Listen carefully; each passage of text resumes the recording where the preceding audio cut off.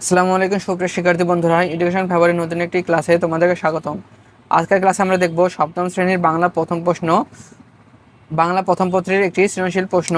তো এটি একটি স্কুলের প্রশ্ন। তোমাদের যাদের স্কুলে এখনও বাংলা প্রথম পত্র পরীক্ষা অনুষ্ঠিত হয়নি, তারা এই প্রশ্নটি একবার বাসায় ভালোভাবে অ্যানালিসিস করবে। এই প্রশ্নটি তোমাদের হুবহু আসবে এমন কথা নয়, তো প্রশ্নটি তোমরা তবু একটু ভালোভাবে দেখবে, এখান থেকে অনেক কিছু কমন পেতে পারো।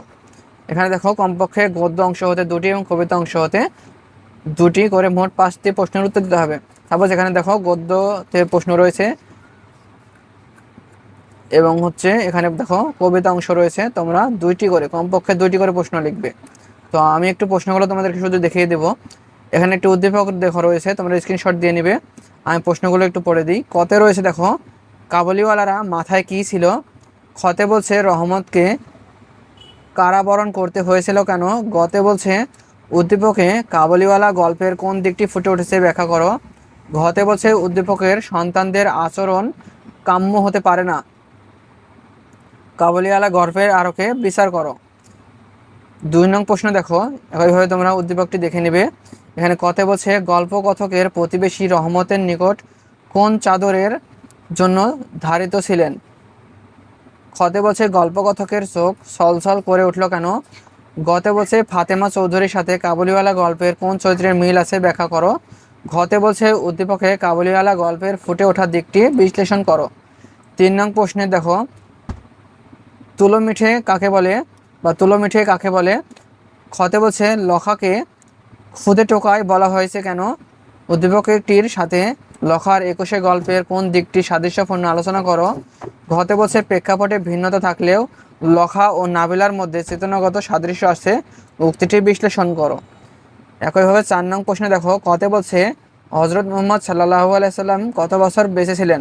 খতে বলছে মহাপুরুষের আবির্ভাবে পৃথিবী ধন্য হয়েছে কিভাবে।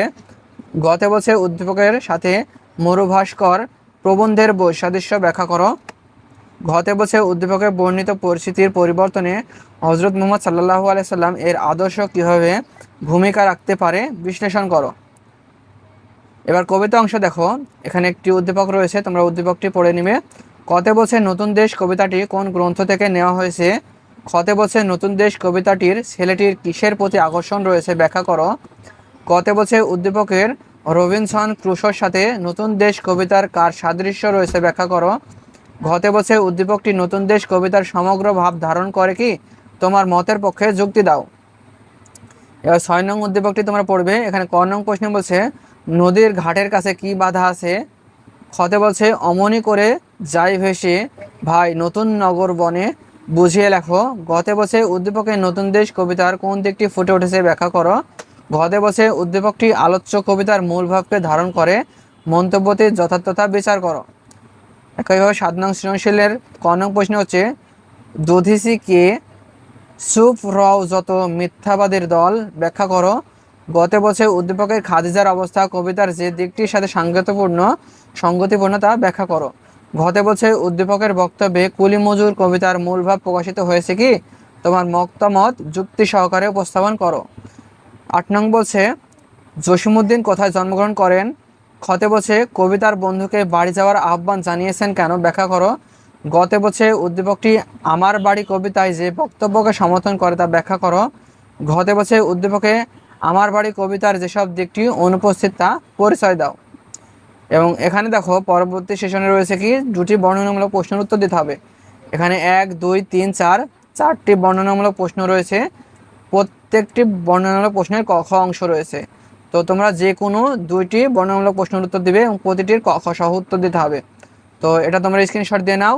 এই প্রশ্নগুলো তোমরা নিজেরা প্র্যাকটিস করবে। যেমন কতে বলছে দেখো, রাজা কেন তোতা পাখিকে শিক্ষা দিতে চাইছিলেন ব্যাখ্যা করো। খতে বলছে তোতা কাহিনী গল্পের নিন্দুকের সম্পর্কে তোমার ধারণা ও মতামত ব্যক্ত করো। তো তোমরা যদি 1 নম্বর লেখো 1-এর ক খ লিখতে হবে, আবার 2 নম্বর লিখলে 2-এর ক খ লিখতে হবে। যেমন দেখো এখানে বলছে তোতা কাহিনী গল্পটির নামকরণের সার্থকতা ব্যাখ্যা করো। এবং খতে বলছে তোতা কাহিনী গল্পটিতে যে ধরনের সমাজচিত্র বিবৃত হয়েছে তা বর্ণনা করো। এবার 3 নম্বরে রয়েছে কতে দেখো, সে কথা কানেই তোলে না উক্তিটি কে এবং কেন করেছিলেন। খতে বলছে তাঁতিদের জীবনে অভাবের চিত্র জিদ গল্পে কীভাবে রূপায়িত হয়েছে বিশ্লেষণ করো। এবং 4-এর কতে বলছে ওসি সাহেব খোকাকে আচ্ছা করে ধমকে দিলেন কেন, ব্যাখ্যা করো। খতে বলছে খুদে গোয়েন্দার অভিযান গল্পের বিষয়বস্তু পর্যালোচনা করো। এবং এখানে এমসিকিউ রয়েছে, দেখো এই এমসিকিউগুলো তোমরা বাসায় একটু নিজেরা প্র্যাকটিস করবে। যেমন 1 নং প্রশ্ন হচ্ছে কি, কাবুলিওয়ালা গল্পে কাবুলিওয়ালার মাথায় কি ছিল। 2 নঙ্গে বলছে মিনির 50 বর্ষীয় জীবনের অভিজ্ঞতায় শ্রোতা একজন তার বাবা, অন্যজন কে ছিল সেটা। 3 বলছে সকালে লেখক ছোট ঘরে বসে কি করেছিলেন। 4 নঙ্গে হচ্ছে তাহার কথা এক প্রকার ভুলিয়া গেলাম, লেখক কার কথা ভুলে গেলেন। 5 বলছে মেয়ের স্মরণচিহ্ন বুকে নিয়ে রহমত কলিকাতার রাস্তায় কি বিক্রি করত। 6 বলছে দিনভর লখার মা কি পরে থাকে। 7 বলছে লখা মনকে শক্ত করে নিল কেমন করে। 8 বলছে গর্বে বুক ফুলে ওঠে লখার কেন। এবার এখানে 9 নং প্রশ্নে দেখো মিছিলের ঢল কোথায় এগিয়ে চলে। 10 বলছে যে কারণে পাকিস্তানিরা ছাত্রদের প্রথম গুলি করলো। 11 বলছে আনাস নামক ভৃত্য মহানবী সাল্লাল্লাহু আলাইহি ওয়াসাল্লাম এর বাড়িতে কত বছর চাকরি করার পরও পড়া কথা শোনেননি। 12 বলছে মহানবী সাল্লাল্লাহু আলাইহি ওয়াসাল্লাম কাকে প্রথম মুয়াজ্জিন নিযুক্ত করেন। 13 বলছে মহানবী সাল্লাল্লাহু আলাইহি ওয়াসাল্লাম এর সময়কালে কাকে কেন্দ্র করে নারীত্বের আদর্শ গড়ে উঠেছিল। এবং এখানে উদ্দীপক রয়েছে, উদ্দীপকের আলোকে বলছে উপরের উদ্দীপকটির সাথে কোন রচনাটির সাদৃশ্যপূর্ণ। এখানে 15 নঙে রয়েছে, দেখো উক্ত সাদৃশ্যের কারণ। 16 বলছে নদীর ঘাটের কাছে এর পরবর্তী চরণ কি। তারপর বলছে 17 ভাটার টানে নৌকা কোথায় চলে যায় বলে শিশুটি মনে করে। 18 বলছে সাগর পাড়ে সারি বেঁধে কি দাঁড়িয়ে আছে। 19 বলছে নৌকাগুলো কখন ভেসে যায়। 20 নঙে নতুন দেশ কবিতার শেষ চরণ কোনটি।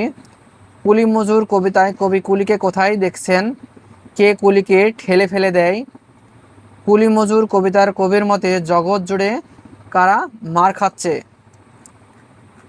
এবার এখানে দেখো কুলিরা পড়িল তলে বলতে কি বোঝানো হয়েছে। 25 বলছে দিনে দিনে বহু বাড়ি আছে দেনা, দেনা বলতে কি বোঝানো হয়েছে। 26 বলছে কবি আমার বাড়ি কবিতায় প্রিয়জনকে জলপান করতে কি দেবেন। আমার বাড়ি কবিতায় অতিথিকে কি কলা খেতে দেওয়ার কথা বলা হয়েছে। 28 বছর কবি কোন ফুলের মালা গাঁথবেন। 29 এবং 30 এই উদ্দীপকের আলোকে দেখবে। যেমন এখানে বলছে উদ্দীপকের চিত্রটি পাঠ্যবইয়ের কোন কবিতাকে নির্দেশ করে। 30 বলছে উক্ত কবিতাতে উল্লেখ আছে, কোনটি উল্লেখ আছে এখানে তোমরা সঠিক উত্তরে টিক দিবে। তো এই হচ্ছে প্রশ্ন, তোমরা প্রশ্নটি একবার বাসায় অ্যানালাইসিস করবে। তো আজকের ভিডিওটি এ পর্যন্তই, পরবর্তী লেকচারে আমি অন্য কোনো একটি প্রশ্ন নিয়ে হাজির হব। তো ভিডিওটি শেষ পর্যন্ত দেখার জন্য তোমাদের ধন্যবাদ।